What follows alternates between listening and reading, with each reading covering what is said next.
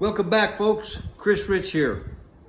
You know, I put these videos together in hopes to inspire you to live an amazing life, inspire you to do what sets your soul on fire, what livens you up in life. You know, for me, it's exploring backcountry, fly fishing, roping, hiking, doing that with friends, family, making new connections, fostering older connections.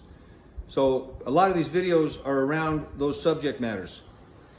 I've had quite a few friends ask me, hey Chris, when you go on one of these backpacking fly fishing adventures into the backcountry, what do you pack in your pack? I'd like to know.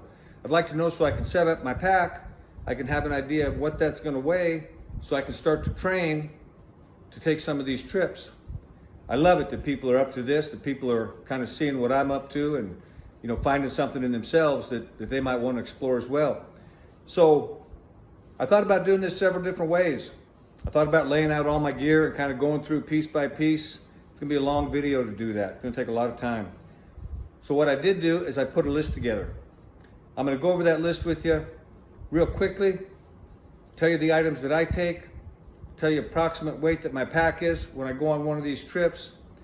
Come on, let's go take a look at that list. Here we go, folks. I put the list together on a whiteboard. I actually put this list together as I unpacked from one of my last adventures, so I know that this pretty well covers the gamut for what I've got in my backpack as I go on a trip. I'm going to go through each of these items rather quickly. A friend of mine, as I was doing this, he shared with me what he does is he puts this on an Excel spreadsheet. So he's got it and he modifies it based on where he's going, the time of year, the type of fish he's going after. I'm happy to also, you can take a screenshot of this. If you've got some suggestions for me, if you've got some thoughts, place them in the comments. Happy to get into a dialogue about, how other people are doing these adventures. This is how it works for me. I start out with my sleeping bag, air mattress. I like to have a sleeping bag liner and a little blow up backpacking pillow. Depending on the time of year, I'm going to make adjustments on that sleeping bag and the air mattress. How warm do I need to be? How warm is it going to be outside? How cool do I need to be? I bring a tent. Generally for me, I like to have a two-man tent. One-man tent's a little small, a little cumbersome, a little claustrophobic for me. Plus I like to have some room where I can, lay some extra clothes out, have a few items that I kind of keep inside the tent in case there's going to be rain or whatnot. If there's two of us going, I like a three-man tent. For me, a two-man tent is really for two small men or two small people. Never really could see how it fit two men in a two-man tent. Some sort of water purification, whether it's a filter, whether it's one of these bags that has a filter on the end of it, whether it's a Sterilite. There's several different mechanisms. I'm happy to answer questions. If you've got questions, post them in the comment section. I like to have a couple of Nalgene water bottles. I can use those as I'm hiking, and also when I get to a water source, I can fill them up. Generally, I'm going to be camped not too far from water, so in the evening or in the morning, I can go fill up those bottles. I can purify them, and then I've got two of those water bottles, generally about 32 ounces each, 64 ounces total. Get me through breakfast, get me through dinner, get me through the night. Freeze-dried backpacking meals for breakfast, for dinner, and I like to have dessert. Makes it special. So just depending upon how many days we're going to go, I'm going to put those freeze-dried backpacking meals together. There's some really good flavors out there. Look through them, decide which ones you like. Make sure you got enough packed for each day. I generally bring bars for lunch, Cliff bars, some sort of granola bar. I try to change it up so I'm not eating the same thing every day. I've been on week-long trips. It gets awfully boring eating the same flavor every single day, and you're stuck with it. I like to have electrolytes that I mix in my water, some sort of a vitamin mix that I put in my water. Those electrolytes, especially here in Arizona, a lot of times we're hiking in warm climate. We're spending days and days out traveling and hiking, and having those electrolytes really makes a difference. Keeps you energized, keeps you from cramping up. I like to have coffee in the morning, so I bring a little bit of instant coffee that I can mix up. I bring a jet boil, that's my stove. Boils water, 2 cups of water. It'll boil it in under 2 minutes. It's amazing how quick it does. For the freeze-dried meals, you're gonna generally need to have some boiling water. So the jet boil is the best method I've found for that. Very lightweight and boils that water up. Like I say, a couple of cups of water in under 2 minutes, maybe even under a minute. Haven't timed it for a while. I bring a backpacking towel. Generally, if you're gonna be on a trip, if it's warm, I'm gonna get in the water, in the evening, kind of rinse off, clean myself off. I like to have a towel to be able to dry that off with. Dry off my feet before I put them back in my socks, dry off my body before I get back into my clothes. I bring my fly fishing gear. Depending upon, am I going to a creek, am I going to a lake, what type of water am I going to, what type of year, what type of species, that's gonna vary. You're going real lightweight here, folks, but I generally bring a rod, a reel. I like to get it down to one fly box that I'm gonna bring, and I might take a myriad of different flies that I think might work in that area. I generally have a pocket knife. I like to have some sort of a hand saw, like a wood saw, a hunter saw, just in case we need it for something. I bring a trowel.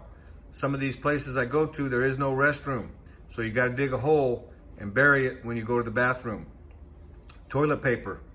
I've been on these trips where I forgot the toilet paper, not too fun. I'm gonna make sure you got some toilet paper or some wipes. Make sure you bury it at least 6 inches. That's what the protocol is. I make sure I bring a headlamp. Never know what's gonna be needed there. Going over to the next column, a rat sack. In Arizona, there's a lot of critters, a lot of mice, a lot of rats, a lot of squirrels. And some of these backpacking places, they get used to people coming in and bringing food. And they know what that plastic bag looks like. They'll chew right through it. They'll chew through your tent if you put it inside your tent to get to that food, and your food will all be ruined. So a rat sack is a big, kind of a metal mesh sack with a real strong Velcro on one end. You can put all your food inside that, Velcro it together. I'll generally tie it up into a tree somewhere where they can't get to the food and ruin our food. I bring extra batteries, just depending upon how many days I get. I'm gonna make sure we've got enough batteries if we need to change something out. I like to have a GPS, just to make sure I know where I'm at, know where I'm going, know what type of country we've got to go to.